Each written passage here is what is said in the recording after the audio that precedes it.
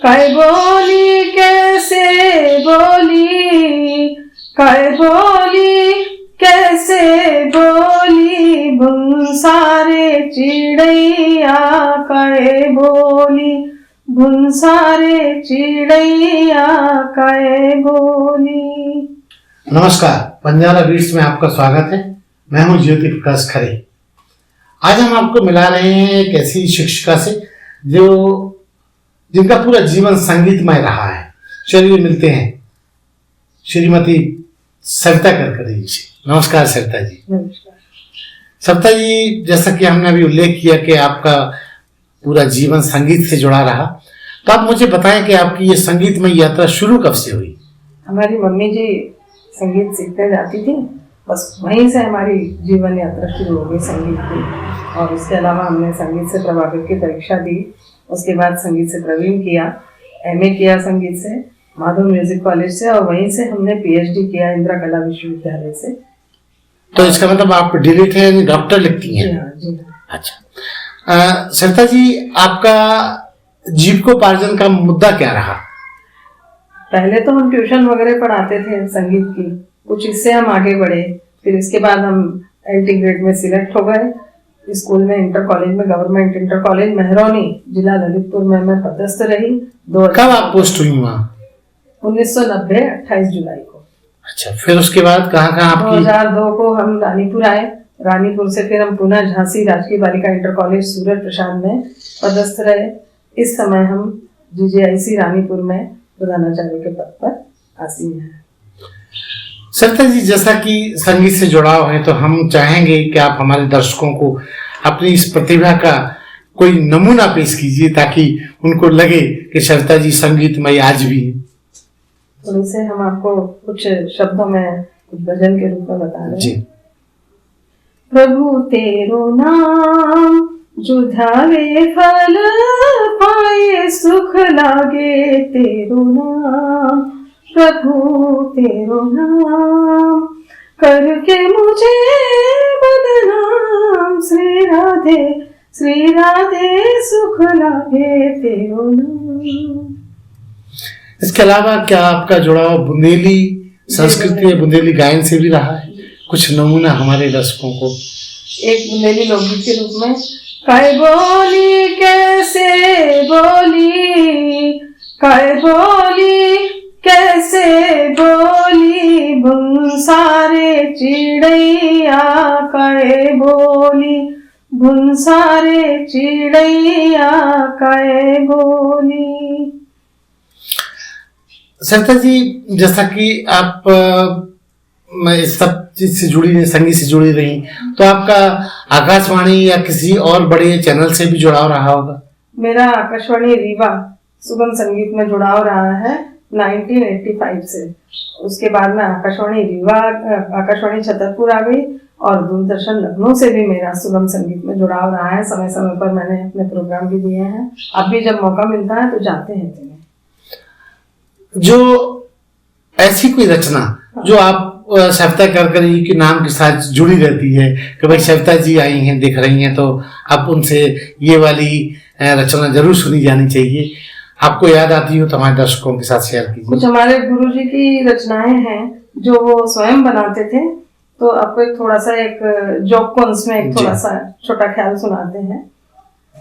काहे करत मोसे बरजोरी, काहे करत मोसे बरजोरी, ग्वार गुसैया परहु पैया, काहे करत मोसे बरजोरी, बार बार बरजो नहीं माने, जाओ जाओ अब छेड़ो न कान, मुतुनि रसी हसत सब ब्रज किनारी, काहे करत मोसे बरजोरी। ये ग्वालियर घराने का है, क्योंकि हम ग्वालियर घराने से बहुत जुड़े हुए हैं। खैरागढ़ विश्वविद्यालय, माधव म्यूजिक कॉलेज, तो ये सब छोटी छोटी चीजें हैं जो आज के बच्चे नहीं पसंद करते हैं, न गा पाते हैं, इसलिए उनके लिए है। कुछ तराना एक रूप था पहले जो आजकल बिल्कुल बंद हो गया है।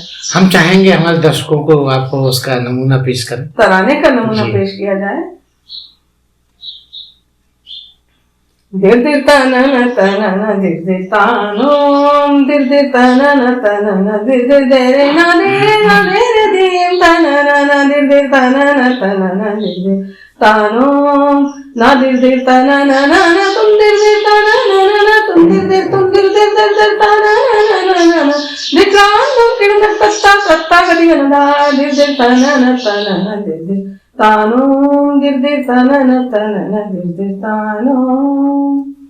सत्ता जी, पिछले जिंदगी में, पिछले सालों में आमतौर पर लड़कियों का जुड़ाव संगीत से बहुत देखा गया है। शादी में भी पूछा जाता है कि बहू से या लड़की से कि भाई आप संगीत से आपको कुछ गाना बजाना आता है। दरवाजे पे जो गाने होते हैं ना, हरे बास मंडप छाए, वो गाने नहीं सुनने को मिलते हैं। सिया जी को ब्याहन राम है, हरे बास मंडप छाए, सिया जी को ब्याहन राम है, झुक जइयो लला रघुवीर, जनक लली छोटी सी, झुक जइयो लला रघुवीर, जनक लली छोटी सी।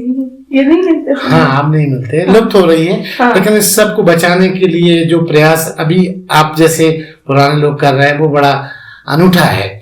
तो सरिता जी, एक महत्वपूर्ण सवाल और मुझे समझ में आ रहा है कि आपने ये जो भी यात्रा आपने संगीतमय की है, इसमें आपको मुश्किलें कहाँ समझ आएंगी? वो समय ऐसा था कि लड़कियां बाहर नहीं जाती थी, गाने नहीं जाती थी। हम लोग गाने जाते थे तो लोग, हमारे माता पिता को बहुत बुरा भला कहते थे कि इनकी लड़कियां गाने जाती हैं, अच्छा नहीं, अच्छे रूप में नहीं लिया जाता। हाँ, क्योंकि उस समय दूरदर्शन भी नहीं था, तो दूरदर्शन है तो बस यही है, इसी चीज को सहना पड़ा।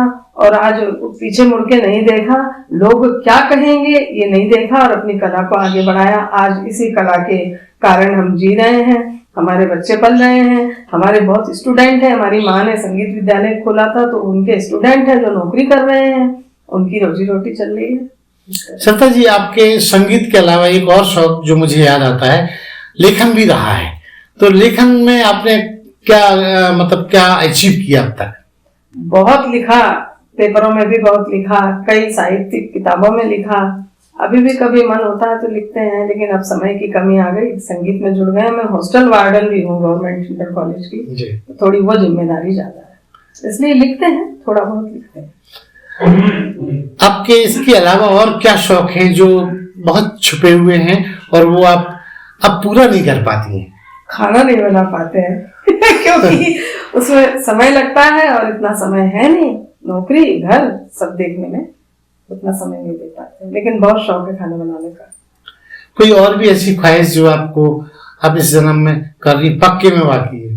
फोटोग्राफी का बड़ा शौक था और पिक्चरों में काम करने का बड़ा शौक था। अच्छा, अभिनय का, लेकिन वो रह गया। बस रह गया तो रह गया। चलिए, एक सवाल आपसे, रूमानी सवाल पूछते हैं कि अगर आपको अगले जीवन में फिर से जो जन्म मिलेगा तो आपकी और क्या क्या ख्वाहिशें हैं जो उस जन्म में पूरा करना चाहेंगी?